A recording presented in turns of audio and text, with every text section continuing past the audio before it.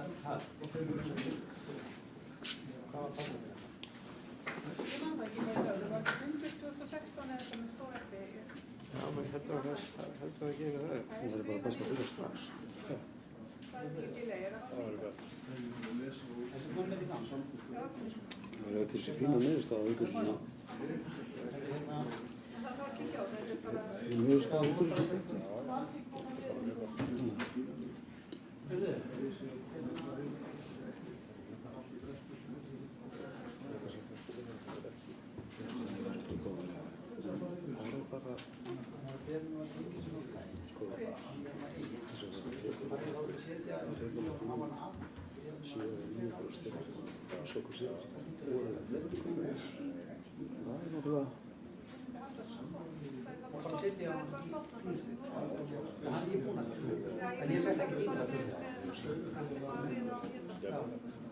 Ég tók bara orðinu af því að segja hvað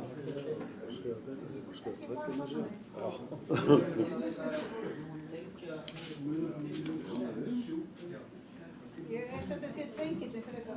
Það er bara eitthvað búið að það er högsta tengi. Já, ég veit að það tengið bara 07.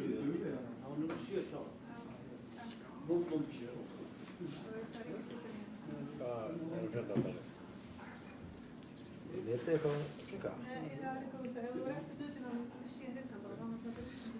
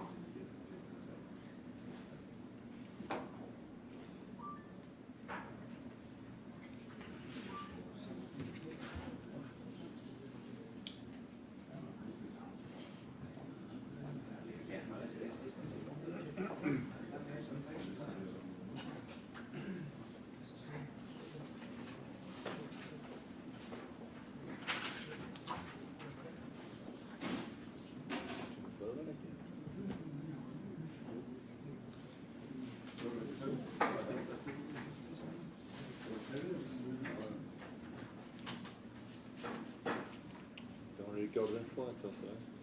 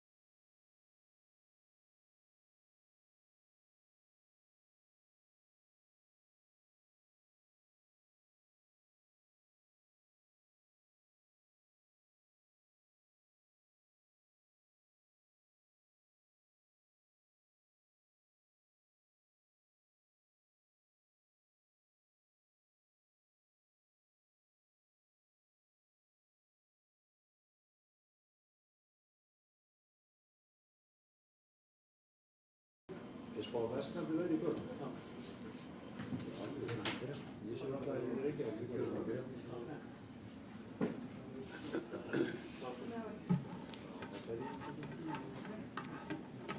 Það er sögum út hérna. Það er bara að hundi er auðvitað út og snartókina er auðvitað snart sitt í kjálfastöð. Það vil ekki hægt.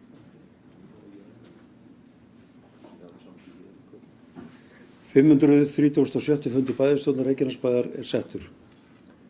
Fundurinn er haldinn að Tjarnargötu 12 kl. 17 16. janúar 2018.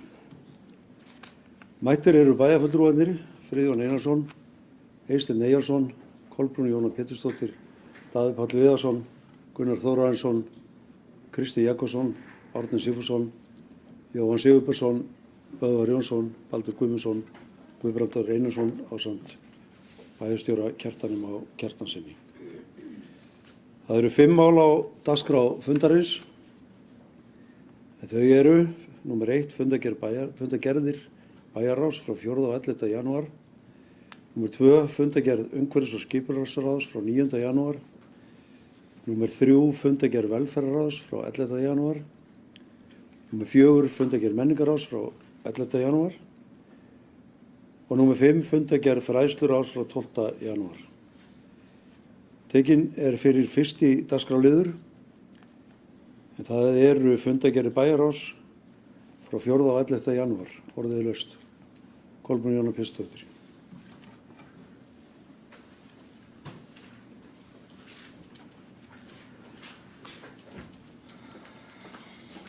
Forseti, bæjarfulltrúar, bæjarstjóri. Það er kannski að hæfi að ég taki til máls hérna þegar ég er eina konan hérna á fundinum í dag. En mér langaði aðeins að upplýsa bæjarstjórn almenningssamgöngur sem fjallað hefur verið í fundagerðum Sambands sveitarfélaga á Suðurnesjum sem eru hér undir 3. lið í fyrri fundagerðinni hjá bæjarráði. En sambandið hefur gengið frá samningum vegna aksturs á milli Reykjanesbæjar og höfuðborgarinnar eftir mikið streð. Og svo einhverju vita þá sagði SBK EHF upp samningum einhliða við sambandið. Þetta fyrirtæki heitir nú ABK og er alfarið í eigu Kynnisferða EHF. Í framhaldinu þá fór SSS í útboð sem var okkur töluvert áfall þar sem að fjárhæðirnar í útboðinu voru mjög mikið hærri heldur en við höfum gert ráð fyrir.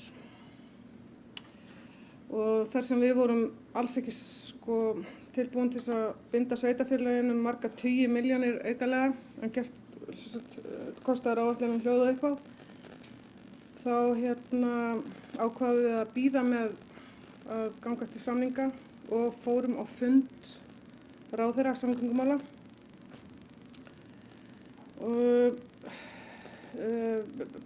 Það var samningurinn útboðið hljóðaði upp á 990 milljónir en kostnaðaráætlun gerir ráð fyrir 120 milljónir króna í þetta verk fyrir 1 ár. Miðað við kostnaðaráætlun að þá er gert ráð fyrir að reksturinn komi út réttu megin á núllið. Þannig að það var ansi mikið sem að okkur fannst við ekki geta tekið á okkur. En við hittum ráðherra samgöngumála Sigurð Inga sem að virtist hafa og hafði mikinn skilning á vandanum og lofaði að gera sitt allra besta og stóð við það og brúaði bilið. Það var samþykkt í fjárlaganefnd að auka við fjárveitingu til almenningssamgangna þannig að við fáum aðstoð til að geta haldið áfram rekstrinum. Með þessi loforð gengum við svo til samninga við hópferðir vegna leiðar 55, það er á milli Reykjavíkur og Suðurnesja og svo við kynnisferðir vegna leiðar 89, það er Sandgerði Garður Reykjanesbæ. Svo í framhaldinu þá heyrðum við það að það er í bígerð í samgöngu- og sveitarstjórnarráðuneytinu að fara í endurskoðun á almenningssamgangnakerfinu.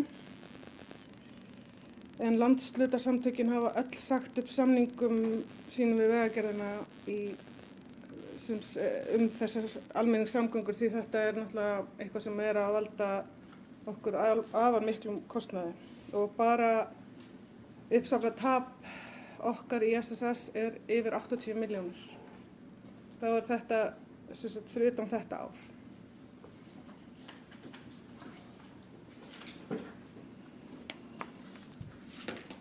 Það hafa ekki fleiri kvatt sér hljóð sem fundargerðir bæjarráðs.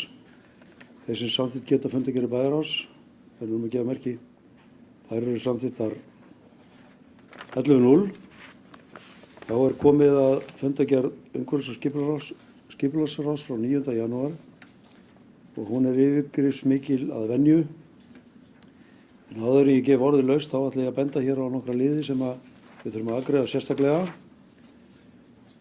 Það er liður númer 9, Faxabraut 17, liður númer 10, Hafnargata 57, liður númer 11, Dalsbraut 3-5,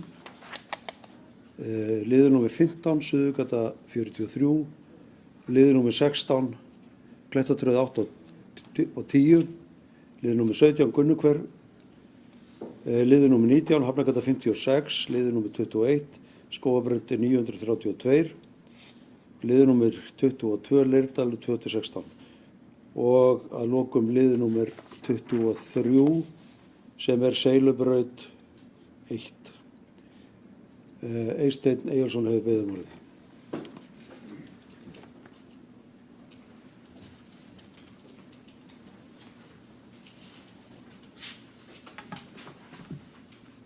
Forseti, bæjarstjóri, ágætu bæjarfulltrúar.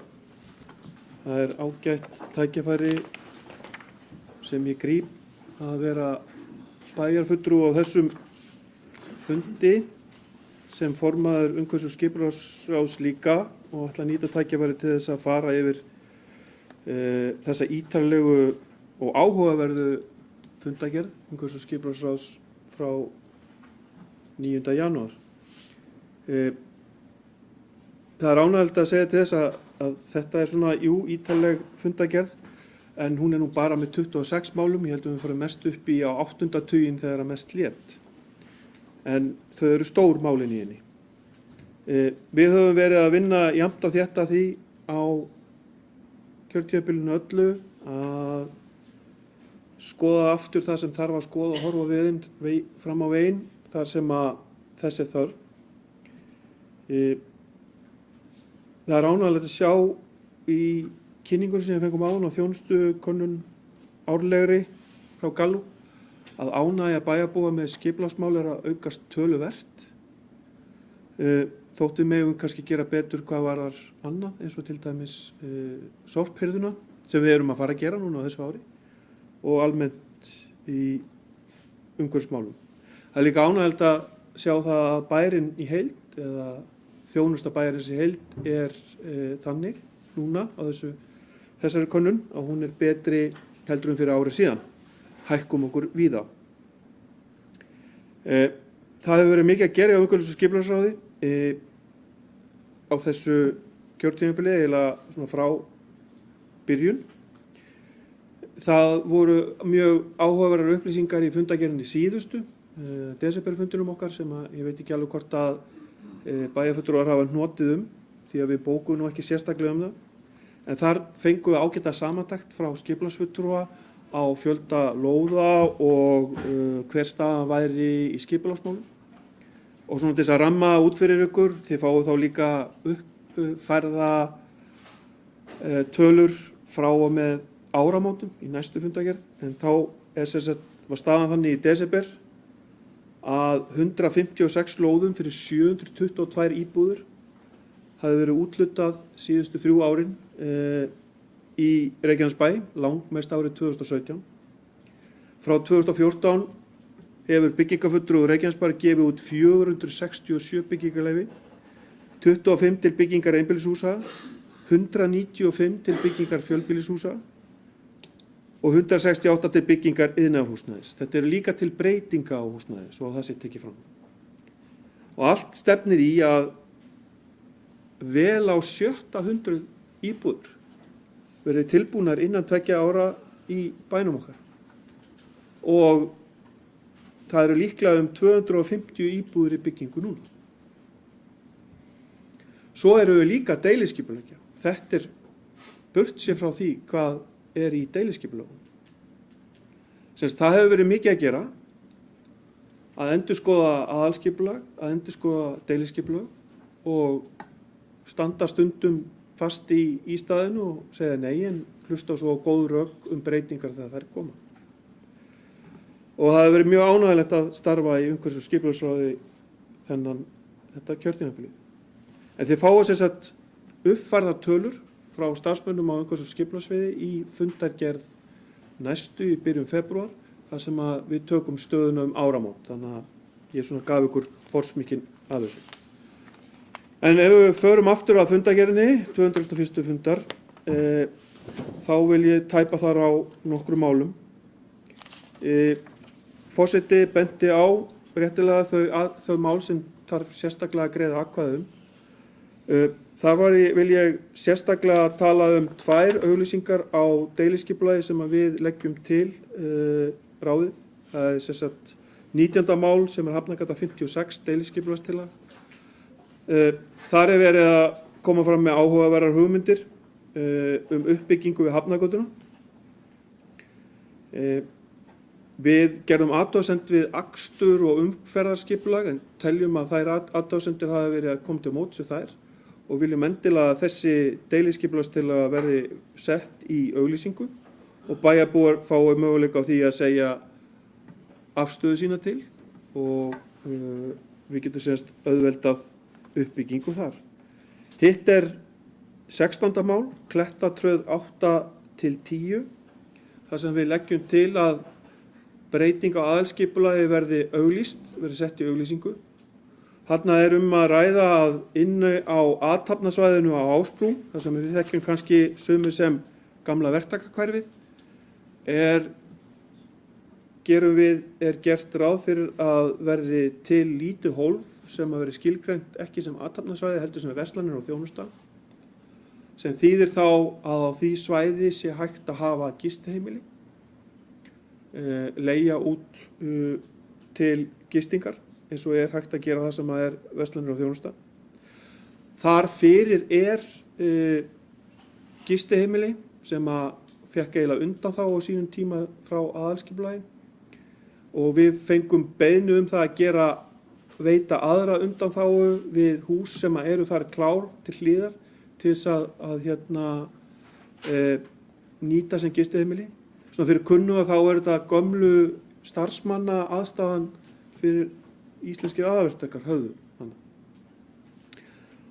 Við sögum nei við því, þrátt fyrir að brýn þörf sé í sveitarfélaginu eins og við þekkjum flest öll sem hér erum og umræðan það að það brýn þörf fyrir íbúðir eða gistiheimilis, það sem hægt að vista það sem að fyrirtæki til dæmis geta nýtt sér til þess að fyrir starfskrafta sína sem að koma hingað til þess að vinna. Við sögum nei við þeirri undanþágu og vildum frekar fara hina leiðina það að breyta aðalskipulagi og höfum sérst í kjölfarið brugðist við beiðni og bón breytingu á deiliskipulagi og viljum breytast þannig. Þannig erum við sem sagt að fara réttu leiðina. Við erum að breyta eða sérst hugmyndir ráðsins, og við túlkið svona frá minni hendi, að reyna að byrja að leysa verkefnið sem að fyrirtæki sem að eru með þurfa gistiaðstoð fyrir starfsmenn sína í Reykjanesbæ, oftar en ekki tengt Flugstöð Leifs Eiríkssonar og starfseminni þar. Að við viljum með þessu byrja að leysa það verkefni. En bæjarstjórn, við leggjum til allavega í nefndinni að þetta fari í auglýsingu og svo gerir menn athugasemdir við ef einhverjar eru og síðan verður brugðist við athugasemdum ef þær koma. Annað svo sem kannski ekki títt nema af svona þessum stærri málum tveimur sem ég ætla að fara kannski ítarlegar ofan í. Og þá á ég við tilefni og megin fundarefni íbúafundar sem haldinn var 3. janúar í Dúshúsunum. Mér telst til að þetta sé 7. eða 8. íbúafundurinn og íbúaþingið sem að haldin hefur verið í Reykjanesbæ eingöngu skipulagsmál eða frá hérna á þessu kjörtímabili, frá því að ég tók sæti sem formaður umhverfis- og skipulagsráðs og mitt góða ráðsfólk fór í málin með mér.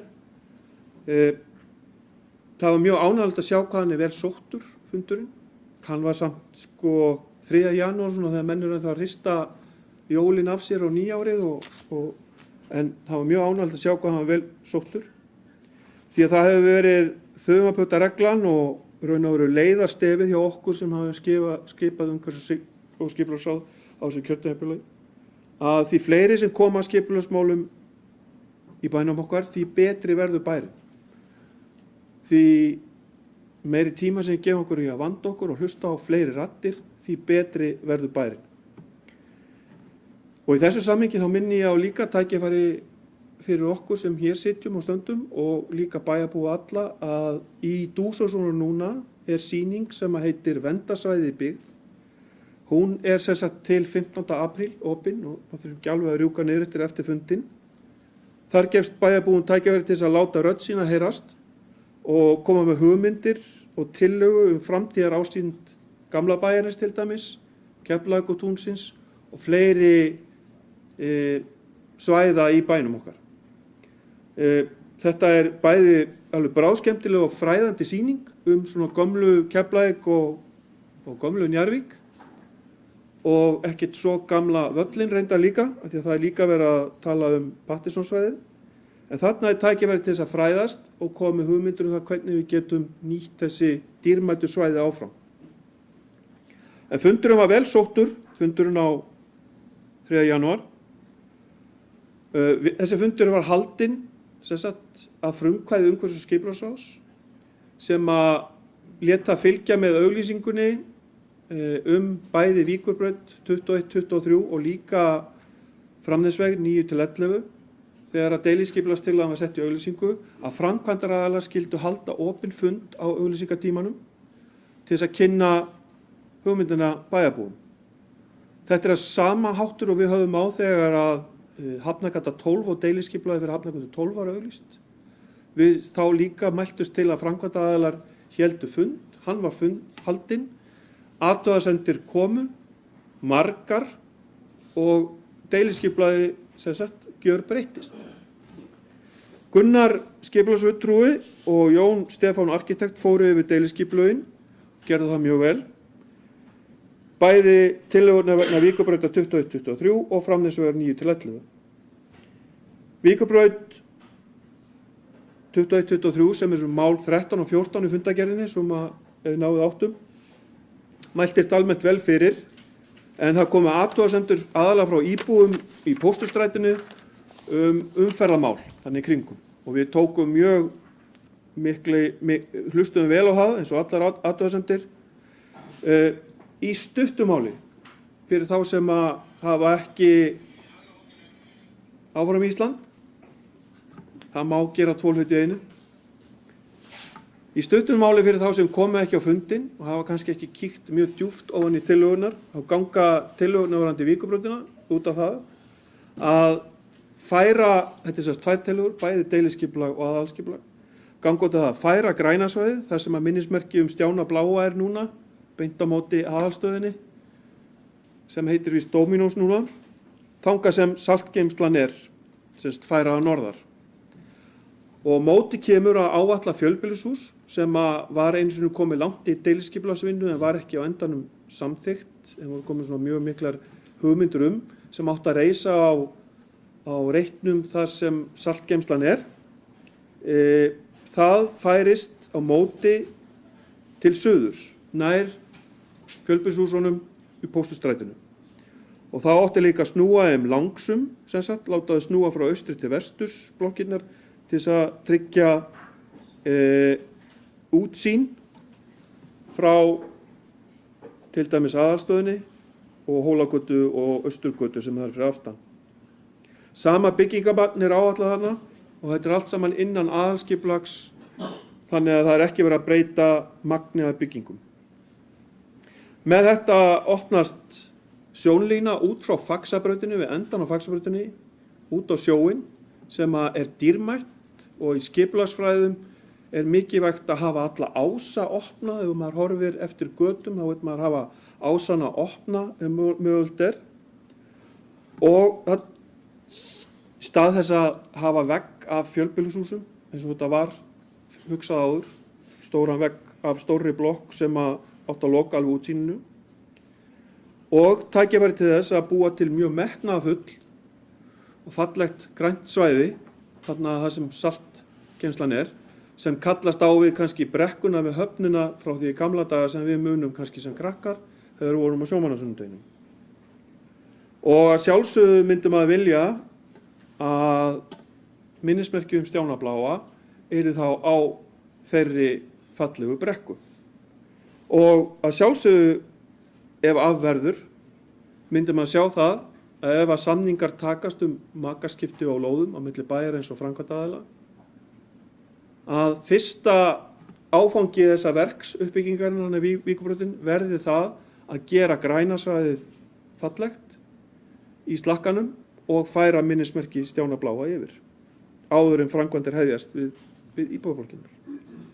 En niðurstaða þessa var hjá okkur á afgreiðslan, svo ég stytti mál mitt aðeins, er það að við viljum fresta málinu, við frestuðum málinu og það er aðalega til þess að skoða umferðarskipulagið og aðkomu að þessum 3 fjölbýlishúsum í samhengi við pósthússæti 1, 3, 5 sem er byrjað að slá grunninn fyrir og svo 7 og 9 sem er á skipulagi að samræma og sjá til þess og vanda okkur að tryggja það að umhverfið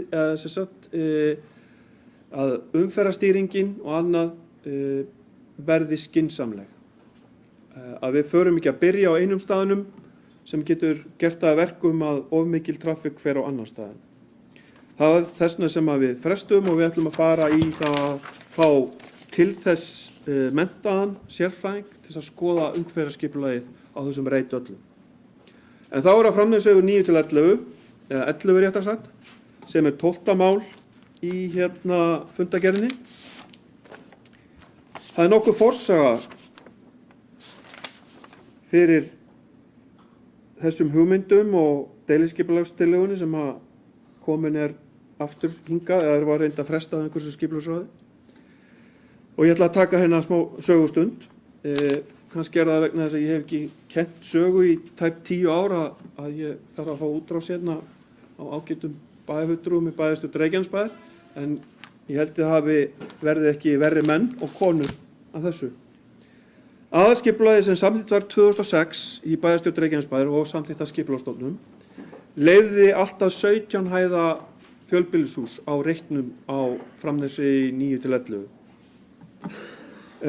Húsið, Sundhöllin, eins og við þekkjum hann, Keflvíkingar og Reykjanesbæingar, var seld af bænum 2006 til einkaaðila. 2007 var svo auglýst deiliskipulag af samþykkt í umhverfis- og skipulagsráði og líka í bæjarstjórn Reykjanesbæjar, þar sem að 15 hæða hús með alltaf 150 íbúðum er áætlað á reiknum fram við sögu 9 til 11 sem gerði líka ráð fyrir niðurrifi Sundhallarinnar. Það var síðan lækkað niður í 13 hæðir, þetta stóra hús þarna út á Vatnsnesinu, eftir umsagnarferli og auglýsingar, en bæjarstjórn samþykkti deiliskipulag í 20. maí 2008. Samþykkti deiliskipulag sem fól í sér 13 hæða hús, mest, og eitthvað 130 held ég íbúðir og niðurrif Sundhallarinnar. En Skipulagsstofnun neitaði í framhaldi að samþykkja skipulagið og þar við satt. Það tók ekki gildi. Förum við þá aðeins nær í tíma. 2015 hófst endurskoðun á aðalskipulagi Reykjanesbæjar í kjölfar þess að bæjarstjórnarkosningar voru nýafstaðnar og þá bara að skoða samkvæmt sveitarstjórnarlögum hvort að endurskoða eigi aðalskipulag. Og það var ákveðið í umhverfis- og skipulagsráði að biðja bæjarstjórnum að fá leyfi til að endurskoða aðalskipulagið og það fór af stað. 2 árum seinna, að loknu 1 íbúaþingi og 2 íbúafundum allavega og 2 ef ekki 3 auglýsingaferlum inn í þessu, var nýtt aðalskipulag samþykkt sem síðan hefur verið staðfest af Skipulagsstofnun. Og niðurstaðan var þá fyrir Vatnsnesi í heild að það var sem sagt hætt við að endurskipuleggja sem eingöngu íbúabyggð, heldur var þetta svona blandaðri verslun og þjónusta og miðbæjarsvæði.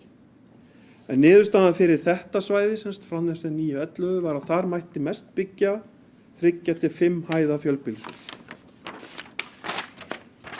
2016 gerist það svo að framkvæmdaaðilar eða eigendur lóðarinnar Framnesvegur 9 koma með hugmyndir deiliskipulag.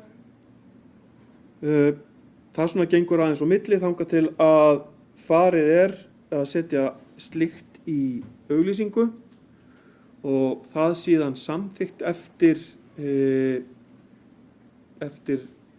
eðlilegt ferli og athugasemdir. Og þar eru 4 hús sem eru 4 til 5 hæðir og í þeim eru 68 íbúðir. Ekkert var hróflað við Sundhöllinni í því skipulagi. Það var bara skipulagt fyrir Framnesveg 11, ekki fyrir 9. Síðan koma nýjar hugmyndir, eða þar að segja í kjölfar þess að eigendur lóðarinnar Framnesveg 11 eignast lóðina að Framnesvegi 9 og síðan koma nýjar hugmyndir fram að breyta deiliskipulaginu og fyrir 11, 9 og taka 11 inn í þetta sem það var Sundhöllin. Þær hugmyndir gera ráð fyrir 3 fjölbýlishúsum í stað 4 áður. Þeim þá snúið á langsum, þannig að þau snúa frá austri til vesturs, svona líkt og stíllinn hjá við Víkurbrautina, enda sami arkitektar á ferðinni. Og þar eru sem sagt 4 hæða, 5 hæða, 5 hæða, samtals 68 íbúðir eins og áður var. Og inn í því líka fylgir ákveðin ósk eða ákveðin fyrirheit það að þótt svo að það deiliskipulag sem sett var til auglýsingar feli í sér niðurrif Sundhallarinnar, þá verði, eins og hér segir í fylgiskjölum með deiliskipulagstillögunni, óskar eftir mögulega að fjarlægja húsið, sem þá Sundhöllin, en halda eftir grunni laugarinnar sem minnisvarða sundmenningu á Suðurnesjum. Minnisvarðurinn verður metnaðarfullur hluti af lóð uppbyggingarsvæðis Framnesvegar 9-11 og Básvegar 11 og útfærður í samvinnu við Minjastofnun Íslands og Umhverfis- og skipulagsráð Reykjanesbæjar. Þetta sem liggur inn í tillögunni að varðveita sundlaugina að einhverju marki. Og það áhugavert og það mjög ánægjulegt að sett fram deiliskipulag með það inn í og áhuga á því að sýna þessu mikilvæga svæði og þessu merkum menningarminjum, vil ég meina, virðingu, sem kom ekki fyrir í öðru deiliskipulagi. En þá spurningin, hvernig gerum við það best? Hvað á að varðveita? Eftir hverju erum við að leita þegar við erum að varðveita? Sundhöllin, eins og hún núna, var byggð 1951 frekar en 1952 eftir teikningum Bárs Ingólfssonar sem vann þá hjá Guðjóni Samúelssyni, sem sagt húsameistara ríkisins, sem á til dæmis höfundaréttin af Myllubakkaskóla og sjúkrahúsinu í Keflavík, gamla húsinu. Þeir sem vel þekkja horfa til Sundhallarinnar og sjá ákveðin höfundareinkenni á þessu húsi, sem arkitektar, sem eru ekki Guðjóns, svona svo við getum fara aðeins að pæla í því. Til dæmis hringlóttu gluggarnir sem eru á hliðinni, mann eftir sem krakki eftir að hafa kíkt út hann á áhorfendasvæðunum. Þetta er skýrt dæmi það að Guðjón var ekki mikið fyrir hringlótt. Hann var mjög, ég ætla ekki að segja ferhindur, en stíllinn hans var annar. Og þeir segja að ef að hringlóttugluggar eru í húsum sem að komu af skrifstofu Guðjóns undir restina, þá hafi einhver annar teiknað það. En það er höfundaverkið Bárs Ingólfssonar. Nafnið hans er á teikningunum. Síðan þá að glæsilega hús, eins og þegar við séum gamla myndir, hefur Sundhöllin breyst mikið. Hún hefur tekið miklum breytingum. Búið er að setja valmaþak á hana til dæmis, breyta hinn og þessu og byggja náttúrulega við. Þannig að það er spurning hve mikið er eftir af upprunalegu Sundhöllinni. Og af hverju er ég að fara svona djúpt í þetta? Jú, það gerðist svo ánægilegt eins og maður óskaði eftir og vonaðist til að í kjölfar opna fundarins þessar framkvæmdir áætluðu deiliskipulagstillögur við Víkbrautina og Framnesveginn skapaðist umræða og fólk fekk áhuga á bænum sínum og fór að velta fyrir sér hvað ætti að gera og hvað ekki og hvaða stað Sundhöllin hefði í hjarta okkar. En þá fer þetta líka hvað á að ganga langt í að varðveita upprunalegu sundlaugina og hvað kostar það og hvaða mögulega notkun ætti að vera á henni. Ég er reyndar, og nú er þetta svona varðveisla mín, mínar hugmyndir varðveislu ganga frekar aðeins lengra. Ég sé fyrir mér að það væri mjög ánægilegt og merkilegt að leita til framkvæmdaaðilana og skoða það sem þeir leggja til í deiliskipulaginu og fá þá til þess að varðveita eða byggja upp upprunalegu sundlaugina í Keflavík sem byggð er 1937 sem að Sundhöllin er byggð ofan á. Hún er byggð af íbúum bæjarins sem komu sér saman. Það var ungmennafélag Keflavíkur sem hafði veg og vandað því og í hana var dælt í fyrstu sjó, syntumenn í sjó, enda eru Keflvíkingar hraustir, kræfir, karlar og konur. Ég sé fyrir mér að það væri hægt að fara aftur, fara þangað, varðveita þá menningarminni, byggja upp hugmyndina og búa þá til stopp á strandleiðinni þar sem þú getur iðkað sjósund í laug sem er menningarminn, ekkert annað.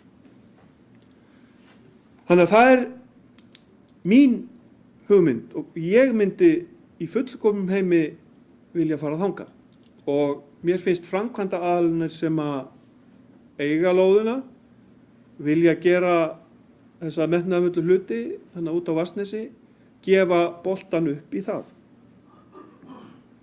En það sem mestu máli skiptir fyrir mig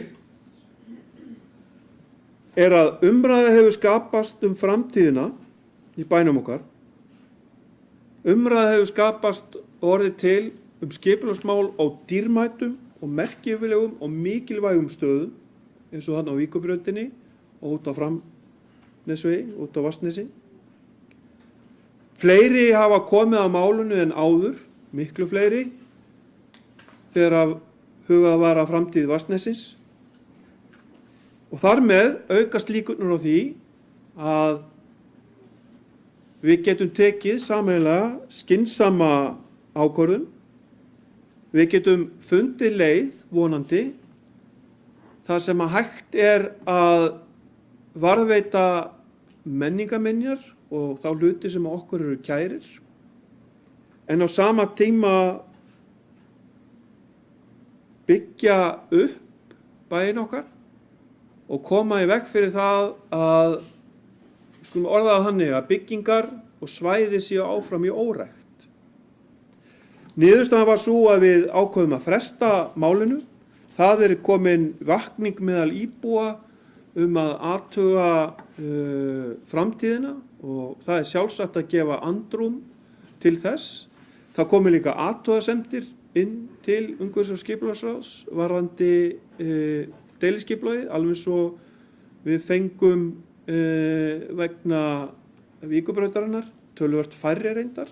þær athugasemdir verður skoðað mjög vel og farið vel, vandlega og varlega í þessu máli, þannig að þetta er mikilvægur staður og við getum tekið ákvarðanir núna sem að móta bæinn okkar inn í framtíðina og það er alltaf besta sem flestir komið að þannig ákvörðunum.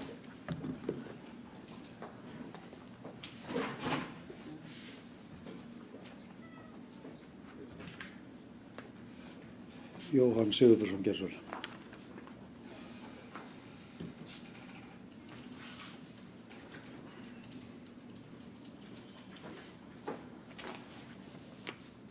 Forseti ágætu bæjarfulltrúar, í upphæði var orðið og orðið var hjá Guði og orðið var Guð. Það var svona náttúrulega svona konið þangað þegar við byrjuðum á þann en gott og vel. Þetta var ágætis yfirferð hjá Eysteini og hann er áhugamaður um þetta. En staðan sem við erum í er auðvitað svolítið áhugaverð. Það þýlítur til að það eru einkaaðilar sem eiga sundlaugina og það þarf kannski svolítið pólitíska forystu bara til að taka ákvörðun hvað við ætlum að gera.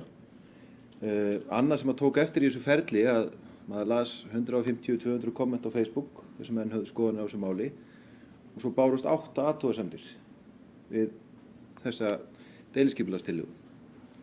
Ein ástæða sem ég sá á netinu, en þessum fjölmörgu Facebook færstum sem ég las, var að það var óvissa hvernig þetta skilin athugasemdir. Einhverju héldu fram að þeir að mæta hérna sérstaklega í eigin persónur og bæjarskrifstofur með handrita eða vélrita blað og skila því inn með einhverjum athugasemdum sem auðvitað algjörlega ótækt ef við ætlum að gera íbúum bæjarins kleift að hafa áhrif á hvernig bærin mun þróast og ættum að huga mjög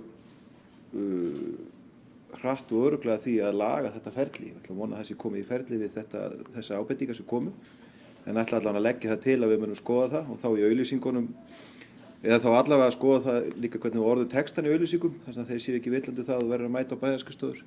Þessu tilíki var samþykkt að menn sendu póst á skipulagsfulltrúa á þess að verið tekið fram í auglýsingu. En þetta hefur auðvitað áhrif. Hvað var það sundlaugina sjálfa eins og ég sagði á hann, þá er áhugaverð staða að við þurfum að hugsa með þetta hús. Það var fengin kallað eftir athugasemdum frá Minjastofnun og þeir sáu sér ekki fært að friða húsið. Hugmyndir Eysteins eru ágætar og lítið rómantískar kannski í ljósi þess að það er einkaaðilar sem eiga þetta og bærinn er kannski ekki að fara það að kaupa þetta aftur og byggja þetta svona upp. En ég velti fyrir mér að það væri gaman að velta því upp bara hvað við getum gert í framhaldinu því ég átta mig ekki alveg á því. Ætlum við að stoppa uppbyggingu með að leyfa ekki breyting á deiliskipulagi upp á von og óvonum að einkaaðilar gera eitthvað. Eða ætla bærinn að stíga inn í og lýsa því yfir hvað hann er reiðubúinn til að gera. En þetta var svona almennt þetta. Ég fór aldrei í þessa sundlaug sjálfur en þetta hús finnst mér eins og það er í dag allavega engi bæjarprýði. Þannig ef menn ætla að vernda það þá er það líklega með þeim hugmyndum að það verði einhver almennileg uppbygging á því og það verði þannig að við getum verið stolt af því. Annað sem ég langar að koma aðeins inn á er þetta með starfsmannaíbúðirnar sem komið upp áðan og þessa fordæmalausu stöðu sem er auðvitað í Reykjanesbæ. Gríðarleg fjölgun íbúa sem hefur komið hérna upp síðustu ár og hún er ekkert að minnka. Við erum að horfa upp á gríðarlega aukningu upp á flugvelli og það með því að það er gríðarleg eftirsókn eftir því að fá íbúðir fyrir þá starfsmenn sem að margir hverjir eru að flytjast til landsins eða eru fluttir inn til landsins til þess að vinna þau störf sem eru hérna. Þetta getur auðvitað á mjög skömmum tíma haft mikil áhrif á bæjarbraginn ef að það verður mikil uppbygging af svona tímabundnum í húsnæði fyrir starfsmenn sem að vera hérna tímabundið. Og það er líka svolítið mikilvægt fyrir bæinn þegar við veltum þessu fyrir okkur sem var kynnt fyrir okkur á síðasta fundi vinna starfsmannasviðsins, hvað er mögulega verið að koma fyrir starfsmannaíbúðum. Af því að það að setja upp starfsmannaíbúðir sem er ekki gistheimildir íbúðir hefur lítið vægi fyrir bæinn ef að starfsmennir koma sér hérna og eru eingöngu í 183 daga. Þá skila þeir engu tekjumyndi bæjarins. Og þetta er svolítið mikilvægt fyrir okkur sem kjörna fulltrúa að skoða hvað getum við gert til þess að tryggja það að þessi miklu fjöldi væntanlegra nýrra íbúa innan gæsalappa hvernig hann mun og það er krafa á hálfu þessara fyrirtækja vilja vera nærri þjónustu bæjarins, mikil krafa. Þeir vilja ekki vera alls konar hugmyndir að búa til aðstöður hér og þar sem var þetta að koma þeim fyrir á þess að vera farin í miðjan bæ, en þeir vilja ekki vera þar, þeir vilja nýta þjónustuna. Og ef þeir skilja ekki útsvari til bæjarins, þá er spurning hversu mikið bærinn á að leggja á sig í þessu samhengi. Og ég held að þetta sé samtal sem að við þurfum að eiga við forsvarsmenn þessari fyrirtæki sem eru hvað mest að þrýsta á þetta, að tryggja að við munum fá tekjur á þessu. Ég veit ekki hvernig það hvort það sé hægt, en það er allavega okkar að leita leiða til þess.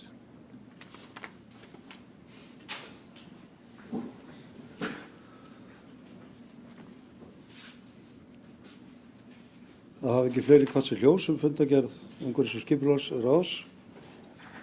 Þá ætla ég að byrja á því að bera upp það sem þarf að afgreiða sérstaklega, sem eru nokkrir liðir. Og sá fyrsti er númer 9 sem er Faxabraut 17, fyrirspurn um bílskúr, þeir sem samþykkja þann lið. Friðjón Einarsson, hann er samþykkt 11.0. Númer 10, Hafnargata 57, niðurstaða athugasemda við grenndarkynningu, þeir sem samþykkja þann lið. Hann er samþykkt 11.0. Þeir sem samþykkja lið númer 11, sem er Dalsbreyt 3-5, niðurstaða kynningar og deiliskipulagi. Hann er samþykktur 11.0. Númer 15, Suðurgata 43, fyrirspurn breyting á bílskúr, þeir sem samþykkja lið númer 15. Hann er samþykktur 11.0 og þá er það lið númer 16, sem er Klettatröð 8 og 10, breyting á aðalskipulagi. Þeir sem samþykkja lið númer 16 er bennummerki. Hann er samþykktur 11.0, þá er það Gunnukvern, lið númer 17. Þeir sem samþykkja lið númer 17 er bennummerki. Hann er samþykktur 11.0, þá er það lið númer 19. Hafnargata 56, deiliskipulagstillaga, þeir sem samþykkja lið númer 19 eru bennummerki. Hann er samþykktur 11.0. Þá er það liðið 21,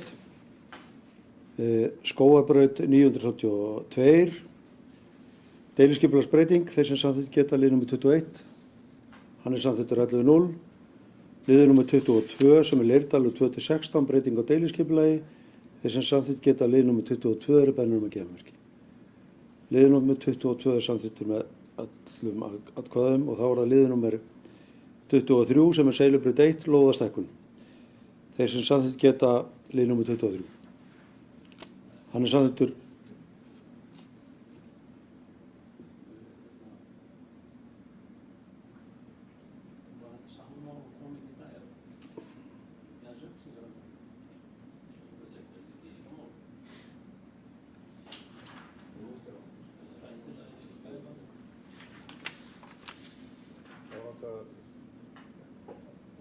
Málið umræðan færi fram í umhverfis- og skipulagsnefnd.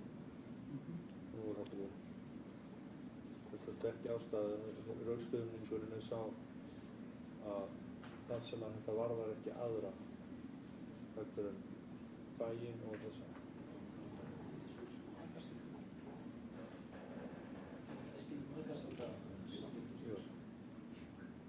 En fyrst viltu við klára að loða breytinguna áður við verðum að verða. Já, þeir sem samþykkja lið númer 23, hann er samþykktur 11.0. Nú þá er það þriðji liður sem er fundargerð velferðarráðs og þeir sem samþykkja fundargerðin að öðru leyti. Hann er lítið orðið eftir hana. Hún er samþykkt 11.0. Þá er það þriðji liður sem er fundargerð velferðarráðs frá 11. janúar og áður en ég gef orðið laust fundargerðina þá ætla ég að upplýsum það að ég mun leggja til að lið númer 2 og lið númer 3 verði vísað í bæjarráð en orðið laust. Það er enginn sem kveður sér ljós, þeir sem samþykkt geta það að liðið númer 2 fari í bæjarráð. Það er samþykkt 11.0, þeir sem samþykkja liðið númer 3 fari í bæjarráð. Það er samþykkt 11.0, þeir sem samþykkja fundargerðin að öðru leyti eru bennummerki. Hún er samþykkt 11.0. Þá er það fundargerð menningarráðs frá 11. janúar. Baldur Guðmundsson. Virðulegi forseti, góðir bæjarfulltrúar og aðrir gestir. Það sem er mikill menningarviðburður sem fer fram í símum fundargesta og sjónvarpinu, þá ætla ég að vera mjög stuttorður. En samt að koma inn á það sem er að gerast. Fyrsti liðurinn, það er rannsóknir sem gerðar eru meðal gesta safnahúsan okkar. Megin niðurstaðan er bara að þetta svona almenn ánægja með það sem að fer fram í húsunum. Það er að bæta verslunina, starfsfólk er mjög þjónustulundað og fínt og allt í góðu með það. En ég ætla að koma inn á þennan lið þar sem að menningaráð er svona aðeins að blanda sér í umræðinu varðandi varðveislu húsa og þess áttar. Það komi aðeins inn á þetta í önnur mál og höfum svona umsjón, þetta ráð hefur umsjón með nokkrum húsum þar sem að vel hefur tekist til með varðveislu, uppbyggingu og verkefni. Þá nefnum við bara alla dúshúsalengjuna, Gömlubúð og Fiskishús, bara svo þetta svæði þannig kringum Keflavíkurtúnum sé nefnt. Við gætum farið alveg út í Stapann og fleiri hús þar sem að varðveisla hefur tekist vel. Svo hefur við misst önnur hús frá okkur í Tóma Vitlífsins og Ungó og fleiri hús hafa horfið. En varðandi Sundhöllina þá erum við bara með svona vinsaleg tilmæli til eigendana af því að þetta er komið í þann farveg að þeir taki tillit til þessar ábendingar sem eru að berast frá íbúum. En við í sjálfu sér höfum ekki neina hugmyndir um það hvað hægt er að gera við þetta. Og fyrir mér þá lærði ég ekki að synda þarna en ég lærði að það er gott starfsfólk sem bjargar manni frá drukknun ef sundtökin bregðast. En húsið er ekki í ástandur í dag, er það ekkert líkt því sem að var byggt hér í eina tíð. Þannig ef þá að fara í þá nostalgíu, þá er heilmikið verk bara að ná því þannig. Ef það á að vera nothæft sem sundlaug, þá þurfum við að breyta húsinu. Vegna þess að við þurfum aðgengi fyrir fatlaða og við þurfum að opna húsið. Það er alveg mjög þröngu stíu upp áhörðandapalla og þetta er allt í niðurnýslu eins og bara kemur fram í skýrslu arkitektsins. Þannig að mér finnst þetta, ég er bara að segja fyrir mína parta, mér finnst þetta ofboðslega stór biti að taka á okkur. Ég sé ekki, ég er búinn að hafa áhuga á að finna þessu húsi eitthvað annar hlutverk, nýtt hlutverk. Því miður þá bara sé ég ekki hvernig við, bæjarfulltrúar, getum gripið þarna inn í með svona eiginlega fáar hugmyndir. Og þessi hugmynd sem Eysteinn setur á borðið, hún gengur mikið lengra heldur en kannski ábendingar hafa gefið tilefni til. Það fara alla leið aftur í bara sjósundi. Og það er að sleppa Guðjóni Samúels og honum Bárði Ísleifs sem að teiknaði húsið. Þannig að við getum alveg tekið þá hugmynd af því að þeir ætla sér að taka smá pláss frá. Það er alveg hægt að henda upp þarna sjósundi. Svo getum við haft sýndarveruleika fyrir þá sem að vilja sjá gömlu Sundhöllina, geta gengið þarna geta fengið klórlykt í vitin og upplifa þetta aftur. Þannig að við erum menningar og vill skipta sér að vera taka þátt í því varðveislu þessara húsa og umhverfisins okkar og eina sem við getum gert í þessari stöðu er að biðla til eigendunum að svona kíkja á hvað ég geta unnið með þessar hugmyndir sem að koma fram. Takk.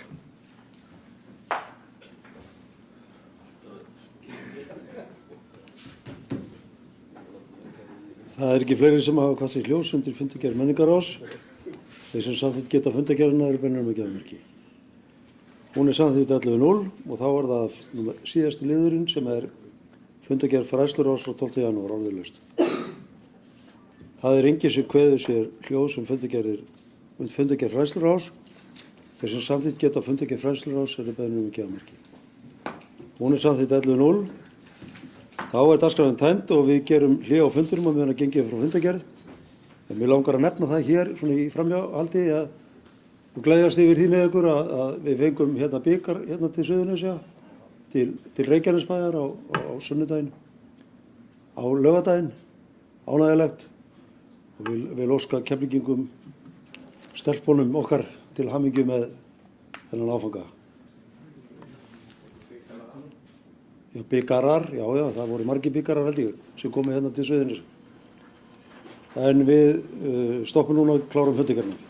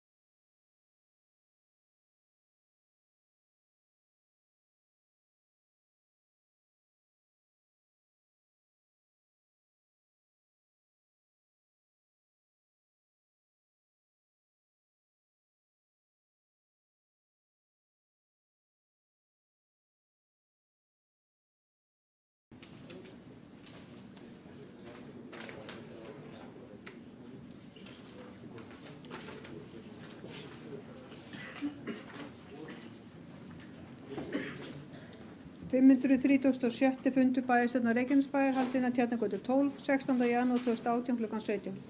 Og viðstaddir Árni Sigfússon, Baldur Þór Guðmundsson, Böðvar Jónsson, Friðjón Einarsson, Guðbrandur Einarsson, Gunnar Þórarinsson, Kolbrún Jóna Pétursdóttir, Kristinn Þór Jakobsson, Eysteinn Eyjólfsson, Davíð Páll Viðarsson, Jóhannes Sigurbjörnsson, Kjartan Már Kjartansson bæjarstjóri og forseti var Guðbrandur Einarsson. Fyrsta mál er fundargerðir bæjarráðs á 4. og 11. janúar 2018. Forseti gaf orðið laust fundargerðirnar, til máls tók Kolbrún Jóna Pétursdóttir. Fundargerðirnar voru samþykktar 11:0. Annað mál er fundargerð umhverfis- og skipulagsráðs frá 9. janúar 2018. Forseti gaf orðið laust fundargerðirnar og til máls tóku Eysteinn Eyjólfsson og Jóhannes Sigurbjörnsson. 9. liður fundargerðarinnar, 10. liður, 11. liður, 15. liður, 16. liður, 17. liður, 19. liður, 21. liður, 22. liður og 23. liður fundargerðarinnar var samþykkt sérstaklega og síðan var fundargerðin samþykkt að öðru leyti 11:0. Og þriðja mál er fundargerð velferðarráðs frá 11. janúar 2018. Forseti gaf orðið laust fundargerðina og annar liður fundargerðarinnar og þriðji liður fundargerðina voru samþykkt, þeim að báðum vísað til bæjarráðs og fundargerðin samþykkt að öðru leyti 11:0 án umræðu. Fjórða mál er fundargerð menningarráðs frá 11. janúar 2018. Forseti gaf orðið laust fundargerðina og til máls tók Baldur Guðmundsson. Fundargerðin samþykkt 11:0. Fimmta mál er fundargerð fræðsluráðs frá 12. janúar 2018. Forseti gaf orðið laust fundargerðina og hún var samþykkt 11:0 án umræðu.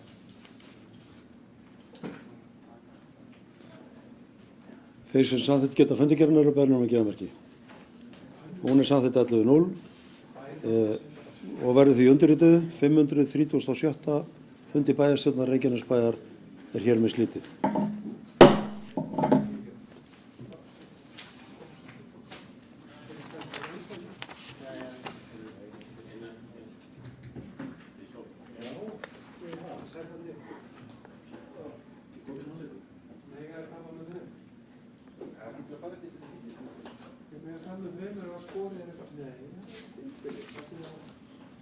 Nei,